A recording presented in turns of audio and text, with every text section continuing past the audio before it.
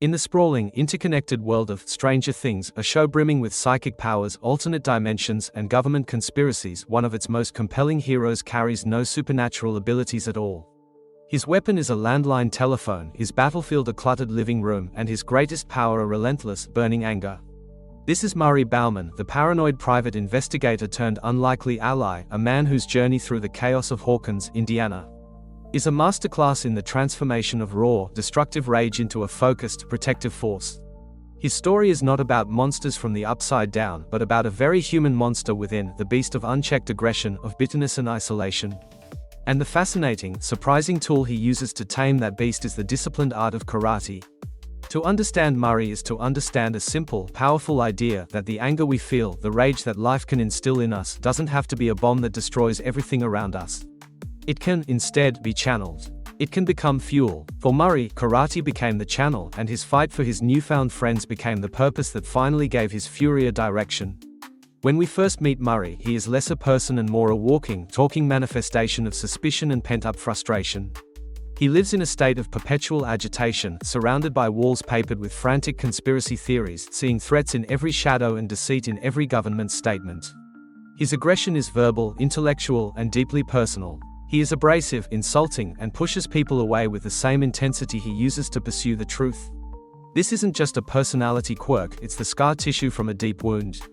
As we learn, Murray was once a respected journalist whose groundbreaking expose on corruption was sabotaged, his career destroyed by the very forces he sought to expose. This betrayal didn't just make him jobless, it broke his faith in the system, in people, and in the idea of justice itself. His anger became his identity, a fortress he built around himself. He was angry at the government, angry at the world for being so gullible, and most of all, angry at himself for failing. This kind of anger is corrosive. It eats away at connections and leaves a person alone in a dark room, shouting at the walls. This is Murray's starting point, a man powered by an engine of pure, unfocused aggression, going nowhere fast, burning out in isolation.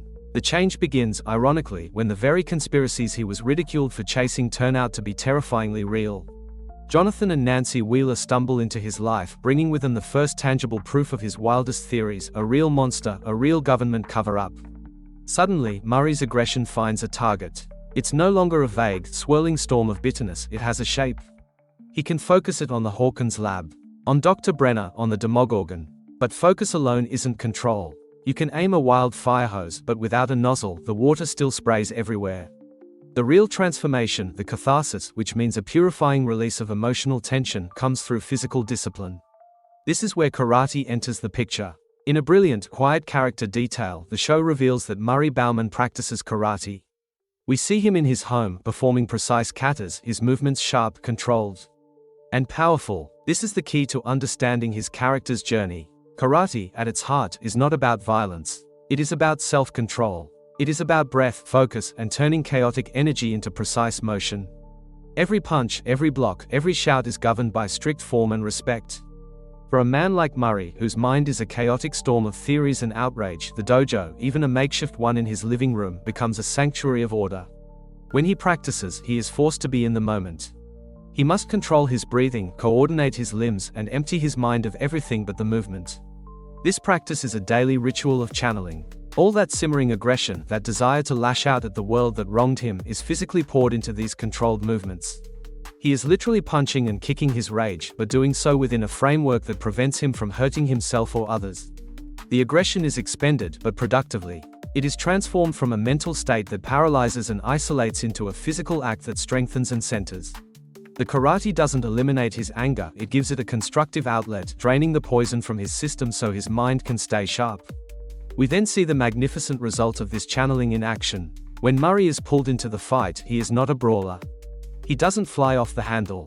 Instead, he is strategic, resourceful, and incredibly brave. His aggression has been refined into unwavering determination. In Season 3, his role is pivotal. He becomes the translator, the facilitator, and the unexpected heart of the mission to expose the Russian plot under the Starcourt Mall. He uses his finely honed, aggressive skepticism to break down Alexei's defenses, not with threats, but with relentless logic and a surprising offer of cherry Slurpees. He sees through the layers of deceit where others see only confusion. Most importantly, he channels his protective fury into action for others. He fights for Joyce and Hopper, for the kids he's never met but believes in. The man who once trusted no one now risks everything for a group of people who have become his found family. The ultimate test and the ultimate proof of his catharsis comes in Season 4. Murray, the consummate behind-the-scenes guy, is thrust into a literal war zone in Russia. In a frozen prison, facing a Demogorgon, the disciplined focus born from years of channeling his aggression through karate saves his life and Joyce's. He doesn't panic, he assesses, he finds a weapon, a makeshift spear, and he fights.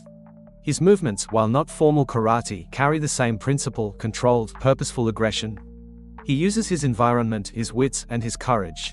He buys time. He survives. This is the final stage of his transformation. The channeled aggression is no longer just for self-control or private catharsis, it is now a tool for direct, heroic protection. The anger that once made him a lonely crank is now the steel in his spine that allows him to stand between a monster and his friend. Murray Bauman's story is a powerful reminder that our darkest emotions are not inherently evil or weak. Anger, in particular, is a signal. It tells us something is wrong, that a boundary has been crossed, that we or those we care about have been hurt. The danger lies in letting that signal become a constant, screaming noise that drowns out everything else. Murray shows us the alternative. Through the discipline of karate, he built a valve for that pressure. He learned to listen to the signal of his anger at injustice, at betrayal, at threat, and to convert its raw energy into action. He turned the screaming noise into a focused signal used for investigation, protection, and loyalty. His catharsis wasn't about becoming a calm, placid man. He is still Murray, loud, opinionated, and perpetually skeptical. But the bitter, destructive core is gone, replaced by a fierce, reliable warmth. He is living proof that you don't have to kill your demons to defeat them. Sometimes, you just have to teach them proper form, give them a direction, and put them to work fighting for something good. In a story about kids with telekinesis and gates to hell dimensions, Murray Bauman's greatest power is one accessible to every human being: the courage to face the storm inside and the discipline to learn how to steer it.